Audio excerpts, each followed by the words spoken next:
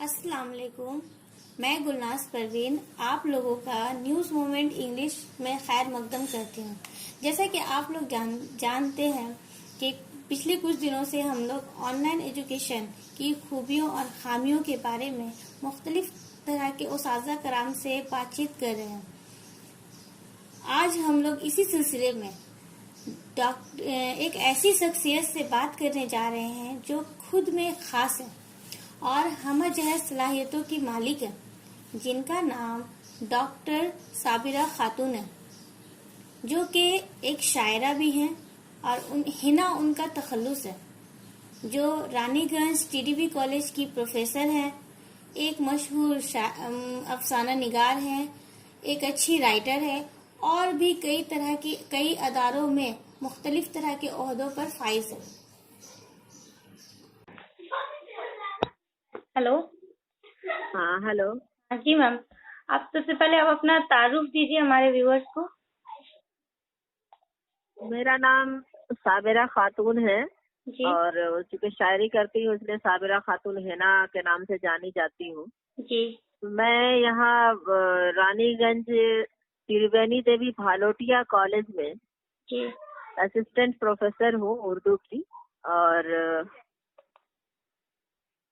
और Asansol municipal corporation Urdu academy की chairperson हूँ। माशाल्लाह। उसके अलावा पश्चिम बर्धमान लोकल कंप्लेन कमेटी की भी चेयरपर्सन हूँ गवर्नमेंट ऑफ वेस्ट बंगाल की। वाह तो कई एक होते हैं, कई एक अदारे से जुड़ी हुई हूँ। माशाल्लाह। तो फिलहाल यही मेरा तारुफ है और आप आगे बात कर सकती हैं। जी जी मैम, आज जो मेरा पहला सवाल है, कोविड-19 की वजह कर बच्चों की तालीम को नुकसान से बचाने के लिए मरकजी हुकूमत ऑनलाइन एजुकेशन या डिजिटलाइज एजुकेशन की बात कर रही है। आपके हिसाब से ये तुलबा और तालबात के लिए किस हद तक कारगर साबित होगी? डिजिटलाइज एजुकेशन, जी देखिए कारगर का जहाँ तक सवाल पैदा होता है, अगर मरकजी हुकूमत तो बहुत दिनों से कह रही है कि डिजिटल इंडिया बनाएंगे। अब वो कह रही है मरकजी हुकूमत के डिजिटलाइज कर देंगे एजुकेशन सिस्टम को। जी लेकिन आप ये बताइए कि चाहे डिजिटल इंडिया की बात हो या एजुकेशन को डिजिटलाइज करने की बात हो, सबसे जरूरी चीज है इंफ्रास्ट्रक्चर।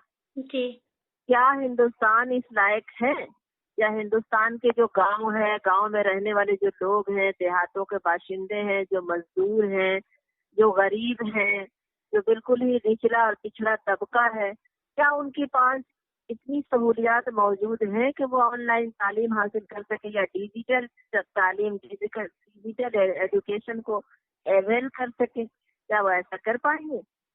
अगर हमारा जवाब नहीं में है तो आप समझ सकती हैं कि जब एक हिंदुस्तान के वासी इस लायक नहीं है, जहाँ पे 70% जो है 70% जो आबादी है वो किसानों की है, जी और किसानों में भी ऐसे किसान हैं, बिल्कुल उसमें 70% में तकरीबन 90% जो है किसान ऐसे हैं जो बहुत ही गरीब हैं, और मजदूरों का भी वही हाल है। तो एक ऐसे हिंदुस्तान में जहाँ पे 30% लोग अच्छी हालत में यानी गरीबी रेखा से ऊपर जिंदगी जी रहे हैं और बहुत सारी सहूलियात हैं, और बाकी के पास जो सहूलियात है वो ऐसी है कि सिर्फ रोटी कपड़ा तक ही महदूद है, मकान भी नहीं है, उनके सर पे छत भी नहीं है।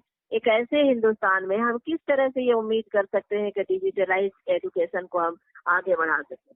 इसलिए ये सिर्फ कहने की बातें हैं और सिर्फ भाषण है ये, और लफ्जी बातें हैं ये, और ये हम समझते हैं कि अगले 10-15 सालों तक तो ये मुमकिन मुझे नजर नहीं आ रहा है। ये मेरी अपनी राय है कि इस तरह से अगले 10-15 साल तक तो ये होने से रहा।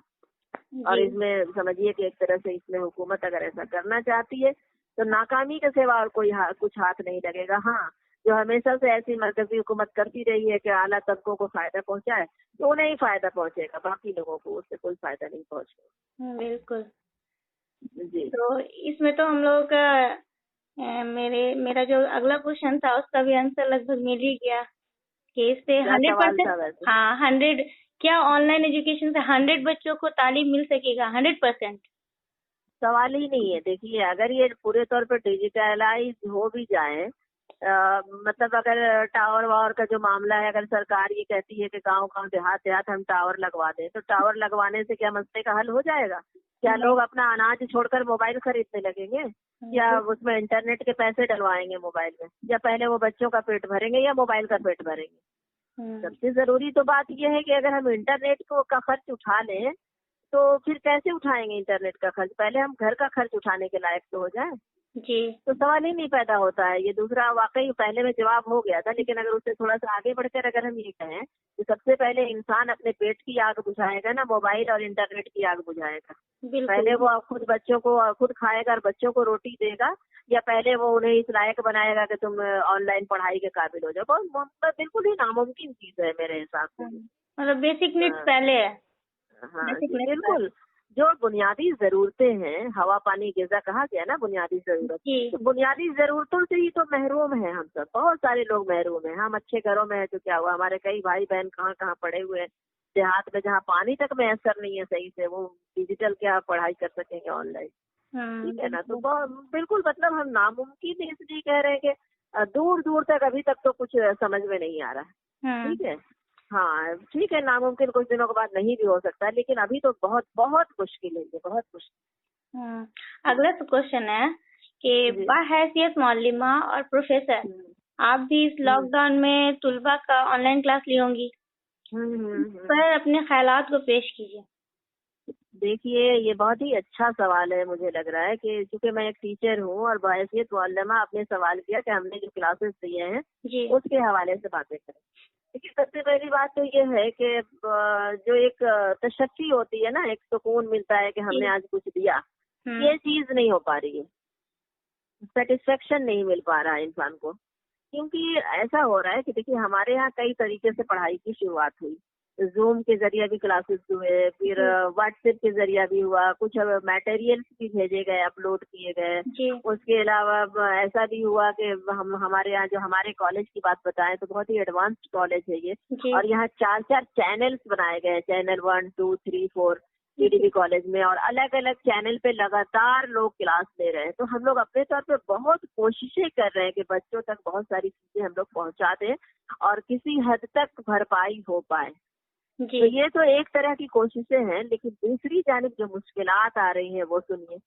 कभी ऐसा भी होता है कि इंटरनेट की मतलब खराबी की वजह से, जैसे आपने थोड़ी देर पहले के कुछ तकनीकी खराबियां आ गई, तो ये टावर का प्रॉब्लम या इंटरनेट स्लो हो गया या वीडियो, तो अक्सर बच्चे उधर से मैसेज करते हैं, मैम वीडियो रुक गया है, मैम आवाज नहीं आ रही है, मैम ये यहाँ से यहाँ तक हम सुन नहीं पाए, मैम कुछ और मतलब ये क्या हो रहा है, डिस्टर्ब इतना हो रहा है कि जब हम लोग क्लास में होते हैं तो बच्चे को सामने देखते हैं, उसके चेहरे के उतार चढ़ाव को समझते हैं, उसके चेहरे का जाविया बदलता है तो पता चल जाता है कि बच्चा इस नुक्ते को समझ नहीं पाया, हम उसे दोबारा समझाने की कोशिशें करते हैं। लेकिन ऑनलाइन में ये सब मुमकिन ही नहीं है।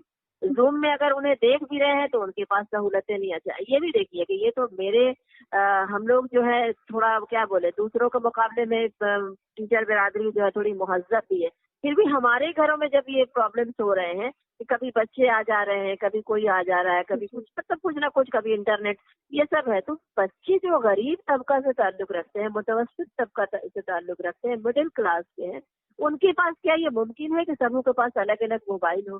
क्या गार्जियन उसको अवेल कर पाएंगे? तो उनको लैपटॉप दिला दें, कंप्यूटर दिला दें, वाईफाई लगा दें, इंटरनेट की सहूलत है? सेम प्रॉब्लम वहाँ भी है।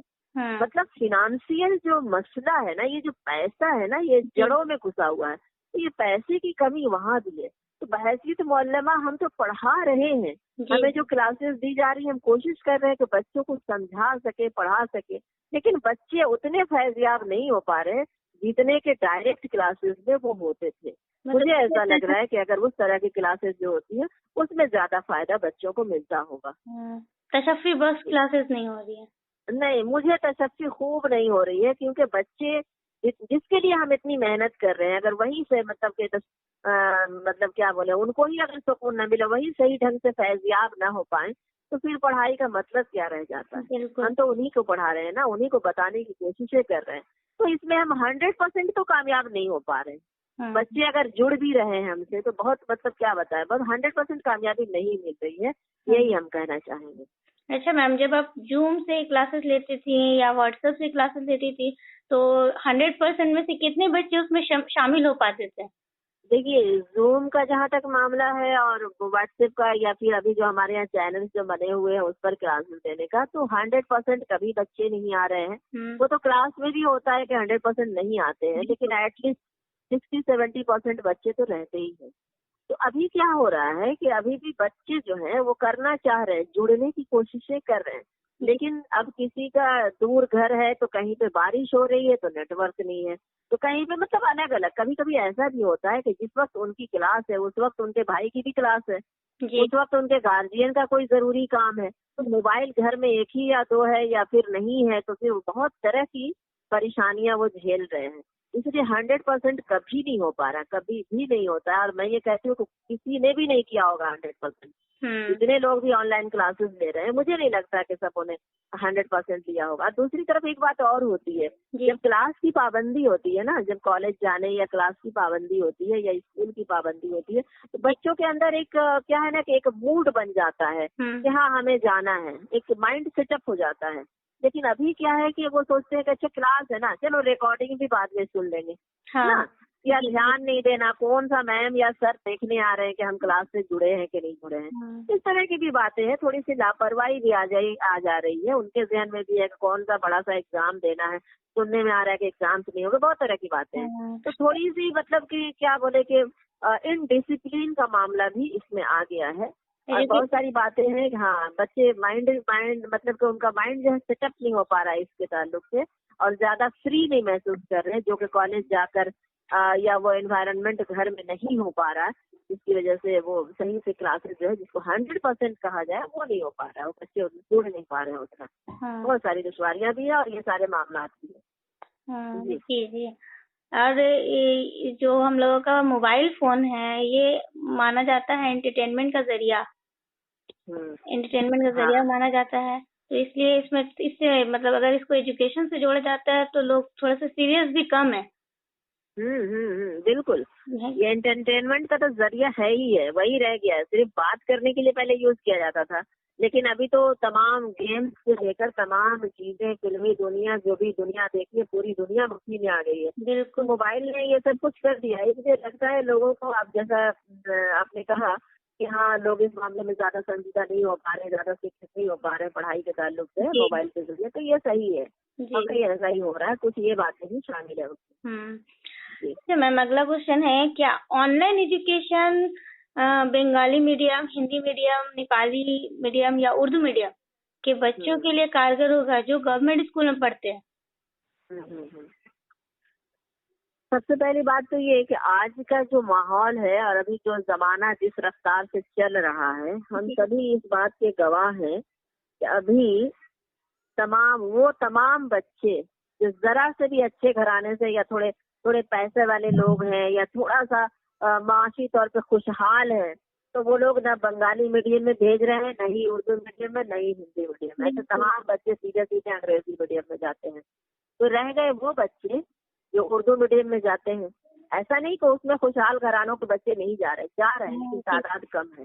एक लोगों का जहन बन गया है कि नहीं, अगर हमारा बच्चा, हम थोड़ा सा अच्छे हैं तो हम अपने बच्चे को इंग्लिश मीडियम में पढ़ाएंगे। ये एक जहन, एक मतलब जमाने का स्टाइल कह लीजिए, जो भी कह लीजिए, जहन बन गया है। तो ऐसी सूरत में जो बच्चे, आपने सवाल किया कि जो उर्दू, हिंदी, बंगला या नेपाली मीडियम के जो बच्चे हैं, उनके लिए ऑनलाइन पढ़ाई कितनी कारगर है। अब ये बताइए कि सीधे सीधे जहाँ पे माशी मामलात आते हैं, जहाँ पे पैसे का मामला है, जहाँ पे फिनांस का मामला है, लोग उधर अगर नहीं भेज रहे तो किस बुनियाद पर? उनके पास पैसे की कमी है, क्योंकि अभी लाइफ स्टाइल वही हो गया है, पैसे जिसके पास है वो भेज दे रहे हैं उधर। तो यहाँ ठीक उसके उलट अगर देखिए तो पता चला कि जिनके पास पैसे नहीं है वो इधर जा रहे हैं, जो हालत मजबूरी जाए, या कुछ लोग हैं जो आसूदा हाल लोग भी भेजते हैं। अब सवाल ये पैदा होता है कि उनके लिए ऑनलाइन क्लासेस, अब घर में अगर 2 मोबाइल है, 4 बच्चे हैं, या 3 मोबाइल है, 2 बच्चे हैं, जो भी हो, गार्जियन जो है अपना मोबाइल कितना देगा? जो स्टूडेंट्स है, ये मीडियम की बात होती है क्लास 10 तक या 12 तक। जो स्टूडेंट्स है, बहुत सारे स्टूडेंट्स के पास जो है अलग अलग गार्जियन मतलब उनको मोबाइल नहीं देते हैं, अपने ही मोबाइल में, यानी गार्जियन के मोबाइल से उनको पढ़ाई करनी है। अब जहाँ स्कूल में वो बच्चे 5 घंटे रहते हैं, क्या घर में गार्जियन उनको 5 घंटे मोबाइल लेके बैठने देंगे? कभी नहीं। कभी यही पॉसिबल ही नहीं है। दरमियान में बहुत सारे काम है, मोबाइल से जिंदगी का एक अहम हिस्सा बन गया है, तो उसे बहुत सारे काम है। तो 5 घंटे की क्लासेस को अगर 4 घंटे, 3 घंटे, 2 घंटे ही में निपटाने की कोशिश करें तो भी पॉसिबल नहीं है कि 2 घंटे तक बच्चों के पास मोबाइल रहे। फिर डाटा का प्रॉब्लम है, इंटरनेट का प्रॉब्लम है, पैसे का प्रॉब्लम है, और क्या कहते हैं, बिजली का प्रॉब्लम, बहुत सारी परेशानियां हैं। अब फिर घर में वो एटमोसफेयर भी नहीं होगा। और छोटे बच्चे हैं, वो कितनी देर तक टिक के बैठेंगे? वो तो और भी नहीं डरेंगे। बड़ों को थोड़ा सा डर भी है, थोड़े संजीदा है, थोड़े सीरियस है, लेकिन छोटे बच्चे जो क्लास 10-12 तक हैं वो तो मनचले हैं, वो तो स्कूल ही सही से जाकर पढ़ाई नहीं कर रहे हैं। अगर सही से सीरियसली अगर न देखा जाए तो फिर घर में अगर उनको ऊपर टास्क खिलाता जाए कभी नहीं बनाएंगे। अगर कुछ बच्चे कर भी रहे हैं तो समझिए 50% उसमें कामयाबी मिल रही है। दूसरी बात ये कि Urdu medium, Hindi medium, Bangla medium और नेपाली मीडियम में तो ऑनलाइन क्लासेस हो ही नहीं रही है, न ही इस तरह का कोई इंस्ट्रक्शन है, और बिल्कुल ही फेलियर और बिल्कुल ही नाकाम है। इस तरह की कोई पढ़ाई नहीं हो रही है। अगर हम लोगों के घर में बच्चे हैं तो हम लोग अपने तौर पे जो गार्जियन उस तरह के हैं वो अपने तौर पे पढ़ाने की कोशिश कर रहे हैं। बच्चे बिल्कुल ही तालीम से बिल्कुल कट के रह गए हैं इन 3-4 महीनों में। जी। हाँ। अगर हम बात करते हैं अंग्रेजी मीडियम की, तो अंग्रेजी मीडियम फिनेंशियली देखा जाए या फिर सिस्टमेटिक भी देखा जाए तो वो बहुत अच्छा है। मतलब वहाँ पे सब कुछ जो है बहुत अच्छा होता है, पढ़ाई अच्छा होता है, क्योंकि वहाँ पे फिनेंशियली मजबूत लोग जाते हैं। और उसी की जगह हम अगर अदर देन इंग्लिश मीडियम देखें तो वहाँ पे जो पढ़ाई होती है, वहाँ गवर्नमेंट कहीं कहीं पे टीचर भी सीरियस नहीं है, बच्चों को उतना दे नहीं पाते हैं, या बच्चे उतना हासिल नहीं कर पाते हैं। तो इस ये सब होने के शुरू से अंग्रेजी मीडियम और उर्दू मीडियम, या उर्दू मीडियम बोलिए, हिंदी मीडियम बोलिए, बांग्ला मीडियम बोलिए, इनके दरमियान में एक खाई शुरू से बनी हुई है। लेकिन ये ऑनलाइन एजुकेशन जो 4 महीने से कोविड-19 की वजह से ऑनलाइन एजुकेशन होने की बात हो रही, तो कहीं प्राइवेट स्कूलों में, अंग्रेजी मीडियम स्कूलों में इसको किया जा रहा है, पर इन स्कूलों में जो गवर्नमेंट स्कूल है उसमें इसको फॉलो नहीं किया जा रहा है। तो इसकी वजह से जो खाई थी वो मतलब किस तरह बढ़ सकती। देखिए आपकी बात हम समझ गए। मतलब उर्दू मीडियम या हिंदी मीडियम स्कूलों में ये चीज नहीं हो रही है और अंग्रेजी मीडियम में हो रही है जी। देखिए, जो नहीं हो रही है उसके बारे में तो थोड़ी देर पहले भी हम कह के गए, लेकिन अब जहाँ हो रही है वहाँ की बात सुनिए जी। अब इंग्लिश मीडियम स्कूल, हमारे घर से भी कुछ बच्चे हैं जो उर्दू मीडियम में भी हैं और कुछ बच्चे हैं जो इंग्लिश मीडियम में भी पढ़ते हैं। तो हम अपने घर के हवाले से ये बात कहेंगे कि होता क्या है, इंग्लिश मीडियम में भी जो पढ़ाई हो रही है, अगर वो बच्चे मतलब के टीनेजर्स हैं, यानी कि मैट्रिक से नीचे तक के बच्चे हैं, तो आप जान जाइए कि जो पढ़ाई हो रही है ऑनलाइन, वो पढ़ाई के नाम पे मतलब हम क्या कहें, सिर्फ नोट्स का आदान प्रदान हो रहा है, लेन देन हो रहा है। मैम या सर जो भी है इंग्लिश मीडियम के, अब वो सिर्फ समझिए कि फीस की वसूली जो है वो थोड़ी जरूरी है उनके लिए, पता नहीं क्या किस वजह से हो क्या रहा है कि उसी वजह से ऑनलाइन क्लासेस का सिलसिला शुरू है। ऑनलाइन के नाम पे सिर्फ व्हाट्सएप में नोट्स आता है, बच्चे उसको नोट करते हैं, लिखते हैं और फिर उसकी फोटो खींच के वापस भेजते हैं। इससे बच्चे कितना पढ़ पाएंगे और कितना सीख पाएंगे हम नहीं समझते कि इसमें मुकम्मल तौर पर वो सीख पा रहे हैं। अगर यही चीज होती कि थोड़ा ढंग से अगर रूम की तरह जैसे हम लोग क्लासेस ले रहे हैं, इस तरह का एक क्लासरूम का एटमोस्फेयर दिया जाता और बच्चों को स्ट्रिक्टली बोला जाता है अगर आप लोगों को इतने बजे से इतने बजे तक उस क्लासरूम में मौजूद रहना है, तो शायद ऐसा मतलब मुझे लगता है कि शायद बच्चे भी सीरियस होते। अच्छा। लेकिन हालांकि ये घर से पॉसिबल नहीं है, लेकिन वो बच्चे क्या कर रहे हैं, सिर्फ नोट डाउन कर रहे हैं तमाम चीजों को, जो चीजें आ रही है उसके फोटो खींच रहे हैं और वापस भेज रहे हैं और मैम या सर जो है उसमें मार्क्स दे रहे हैं। तो ये तमाम चीजें जो है इंग्लिश मीडियम का यही तरीकाकार है। मेरे नॉलेज में जो है अब तक जितने भी इंग्लिश मीडियम स्कूल मेरे आसपास है, सबों ने तकरीबन यही किया है कि बस वहाँ से नोट्स आ रहा है और उसको ये लोग देख रहे हैं, लिख रहे हैं, भेज रहे हैं। उसमें इंस्ट्रक्शन आ रहा है कि आप लोग याद कर लीजिए, लेकिन याद करने के बाद सुनने वाला कौन है जी? क्या उनका टेस्ट लिया जा रहा है उस ढंग से, या किसी भी तरह से अरेंजमेंट तो है नहीं। जैसे घर से बच्चे एग्जाम देंगे, जाहिर सी बात है देख के लिखेंगे वो। बिल्कुल। तो बहुत सारी चीजें हैं, तो इन सारी चीजों की वजह से इंग्लिश मीडियम का जो ये तरीका है वो भले ही दिखावे के लिए, हम तो समझते हैं दिखावे के लिए ही हो रहा है कि ऑनलाइन क्लासेस शुरू हो गई हैं, लेकिन उससे खातिर खा फायदा नहीं हो पा रहा। फिर वही मोबाइल का झमेला भी घर में है, सबके घर में अगर 4 बच्चे हैं तो मोबाइल का झमेला लग जाता है, कितने मोबाइल अपनाइएगा। बिल्कुल। उर्दू मीडियम वगैरह का जो मामला है, Urdu medium, Hindi medium, teachers बहुत सारे ऐसे हैं जो मेरे नॉलेज में है, जी। जो लोग अपने तौर पर ये काम कर रहे हैं कि बच्चों को जोड़ने की कोशिशें कर रहे हैं। लेकिन फिर हम कहेंगे कि चूंकि माशी तौर पर वो बच्चे बहुत ही बैकवर्ड घराने से आते हैं, इसलिए उन बच्चों के पास इतनी सारी सहूलियात नहीं है कि वो अपने टीचर्स से या असातिज़ा से जुड़ सके, है ना। और इस तरह का कोई एटमॉस्फेयर उनके घर पे नहीं मिल रहा है। तमाम चीजों को मिलाकर ना स्कूल में तैयारी होती है कि मतलब कई लोग होते हैं, एक टीचर का अपना रोल होता है, गार्जियन का अपना रोल होता है, बच्चे का अपना रोल होता है, स्कूल का अपना एटमॉस्फेयर होता है, माहौल होता है ना। तो तमाम चीजों को, क्लासरूम का माहौल होता है, इन तमाम टीचिंग जो एपैरेटस होते हैं, टीचिंग एड्स होते हैं, उन सब चीजों की जरूरत होती है। सब कुछ मिलाकर जाए वो तमाम चीजें नहीं पैदा हो सकती। तो ठीक है, अंग्रेजी मीडियम वाले कुछ एक्टिव हैं, कुछ कर रहे हैं, बदले में उनको उनकी नोटिसेस भी आ रही है कि आप जल्द से जल्द फीस जमा कीजिए।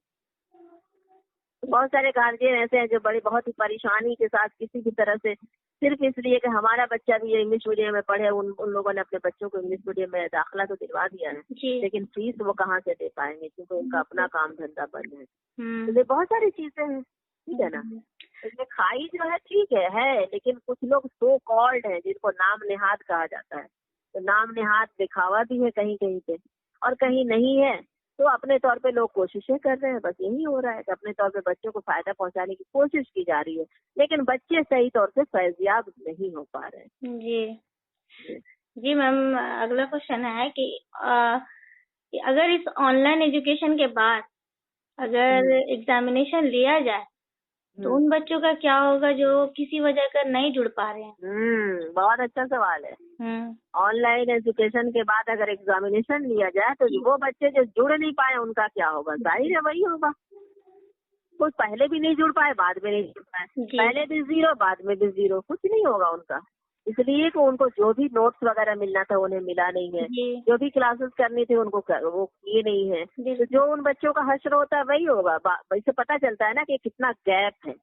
मतलब ये जो फिनेंशियली जो तबकात बने हुए हैं, जो अलग अलग ग्रुप है, upper class, middle class, lower middle class, है ना, उसके बाद लोअर क्लास, तो सीधे सीधे पता चलता है कि आपका लोअर क्लास किसी तरह से फैजियाब नहीं हो रहा है। जो निचला तबका, जो पिछड़ा तबका है, वही तो दूर है ऑनलाइन क्लासेस से, है ना, वही तो दूर है सहूलियात से। कभी नहीं हो सकता है, कभी भी। हाँ, ये क्लासरूम में अगर अरेंजमेंट होता, क्लासरूम में जहाँ पे यूनिफॉर्म जो है, ड्रेसेस, यूनिफॉर्म्स रहते हैं, जहाँ एक तरह का लिबास सबको पहनना है, एक तरह के खाने सबको मिलते हैं, एक तरह की किताबें सबको मिलती हैं, ये सिर्फ और सिर्फ स्कूल में ही मुमकिन हो सकता है, जहाँ पे एक तरह की तालीम भी सबको दी जाएगी, किसी का मुंह देखकर और किसी अमीर गरीब को अलग अलग बांट के नहीं दी जाती तालीम। लेकिन ऑनलाइन में, इस ऑनलाइन के जो क्लासेस हैं, इस इंटरनेट के जो खर्चे हैं, जो नखरे हैं और जो माशी प्रॉब्लम्स है, इसने फिर से सबको अलग अलग तबके में बांट दिया है, और निचले तबके वाले ऐसे भी महरूम रह जाएंगे, कोई फायदा नहीं होगा उनको। इसलिए वो एग्जाम देने के लायक भी नहीं रहेंगे। पहले भी 0 थे, अभी 0 हो जाएंगे। अगला क्वेश्चन है कि ये ऑनलाइन एजुकेशन और ट्रेडिशनल एजुकेशन, इन दोनों में बेस्ट कौन सा है? इन दोनों में बेस्ट कौन सा है आपकी नजर में? कौन सा? अब तक जितनी बातें हुई, अगर उनका खुलासा देखा जाए तो यही पता चलता है कि traditional education is the best education. वो ट्रेडिशनल एजुकेशन जिसमें टीचर जो है, टीचर रहे, स्टूडेंट रहे और क्लासरूम रहे। ये जो क्लासरूम होता है ना, वो बीच की कड़ी है, एक ऐसी जगह है जहाँ पे दोनों आमने सामने रहे, तब ना एक दूसरे को वो ले पाएंगे, एक दूसरे से सीख पाएंगे, दे पाएंगे। जो क्लासरूम का जो एटमॉस्फेयर होता है उससे भी बच्चे सीखते हैं, उससे भी एक मूड बनता है पढ़ने का। आप अपने घर में पढ़ने बैठिए, लेकिन अगर 10 लोग हैं मौजूद, आप नहीं पढ़ पाइएगा। आपको एक अलग से एक छोटी सी जगह भी हो जो लगे कि हमारी लाइब्रेरी है या लिखने पढ़ने की जगह है, जैसे आदमी वहाँ पहुँचता है एक मूड बन जाता है। तो फिर ये सवाल ही नहीं पैदा होता है कि वो ऑनलाइन एजुकेशन में वो माहौल मिले। हाँ, अगर बहुत ही तरक्की याफ्ता मुल्क से हम लोग रहते, बहुत ही हाई फाई, जहाँ पे इंटरनेट ही ओढ़ना बिछौना है, तो शायद ये मुमकिन हो पाता। लेकिन फिर भी हम कहेंगे कि ऐसी जगहों पे भी traditional education is the best education, जहाँ से सब लोग अच्छे ढंग से सीख पाएंगे और क्योंकि देखिए होता क्या है ना कि सिर्फ क्वेश्चन रट लेना, आंसर रट लेना, क्वेश्चन आंसर कर लेना, यही सब कुछ नहीं होता है, कुछ मोरल्स भी होते हैं बिल्कुल। जो इंसान देख के सीखता है। हम लोग जो ऑल राउंड जो डेवलपमेंट की जो बात कही जाती है, ये ऑल राउंड डेवलपमेंट में बिहेवियर का भी शमूलियत है। बिहेवियर भी उसमें एक बहुत बड़ी चीज है कि बच्चे बिहेवियर, ये अखलाक कहाँ से सीखेंगे वो? जाहिर सी बात है, क्लासरूम में उनको बताया जाता है कि आपको बैठना कैसे है, आपको चलना कैसे है, आपको खामोश कैसे रहना है, आपको अपने सीनियर्स की इज्जत कैसे करनी है, आपको अपने असातिज़ा का एहतराम कैसे करना है, आपको अपने छोटों से सलूक कैसा करना है, किस तरह पेश आना है ना, कैसे लेन देन करना है, कैसे एक दूसरे के साथ जमात में रहना है, कैसे अकेले में रहना है, बहुत सारी चीजें सिखाई जाती है। तो ये सब मोरल्स कहाँ से आएंगे? अगर इंसान ऑनलाइन में पढ़ भी लेना तो सिर्फ मशीन बन के रह जाएगा, इंसान तो नहीं बन सकता। ठीक है ना?